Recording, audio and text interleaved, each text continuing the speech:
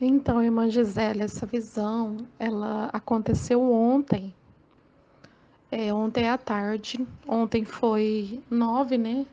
9 de novembro de 2022. Eu estava no quarto e aí o Senhor me abriu a visão e eu pude ver um túnel.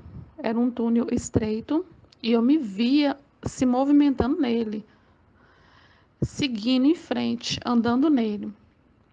E quando eu olho bem à frente, eu vejo uma luz de longe, uma luz que dava, mostrando que era final daquele percurso, daquele túnel. E eu fui andando, e então de longe eu já vejo como que uma silhueta de um homem junto àquela luz. Só que eu não tinha chegado até lá ainda. E aí, na mesma sequência, o Senhor continuou me dando a visão. Ele continuou me mostrando eu dentro do túnel, só que eu já vivia já na parte já final. Eu vi até as paredes desse túnel e eu vi assim próximo, e já vi ao final onde estava aquela luz. E quando eu olhei para dentro, eu já olhei e vi em volta muita água, aquela água cobrindo. E aí o Espírito Santo me fez entender que aquela passagem de capítulo de 22 de Apocalipse, ele trouxe até o texto na hora da visão e falou ao meu espírito que está escrito assim: e mostrou-me um rio puro da água da vida, claro como cristal, que procedia do trono de Deus e do Cordeiro. E aí, sequencialmente, já vejo um edifício. Ele me mostrou um edifício grande. E na frente desse edifício estava escrito umas letras, uns letreiros enormes, todo dourado, e estava escrito Antônia.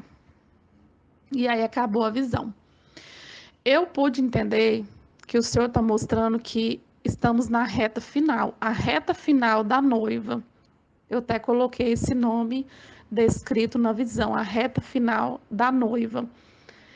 Porque o túnel, né, ele era estreito, era um caminho apertado, só cabia uma pessoa por vez, porém estava em movimento, mas estava mostrando na segunda parte da visão que já estava no final, que o que nos aguarda é a vida eterna, a presença do Senhor. O Senhor está nos aguardando do outro lado, no fim desse túnel, desse percurso que nós estamos vivendo.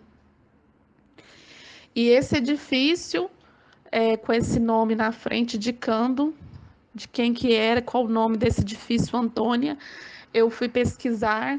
O nome Antônia significa de valor inestimável, digna de apreço e sem preço. E o Espírito Santo falava comigo, sem preço, por quê? Porque o preço já foi pago. Ele está se referindo a esse edifício, a noiva de Cristo. E aqui em 1 Coríntios, capítulo 3, verso 8, está escrito assim,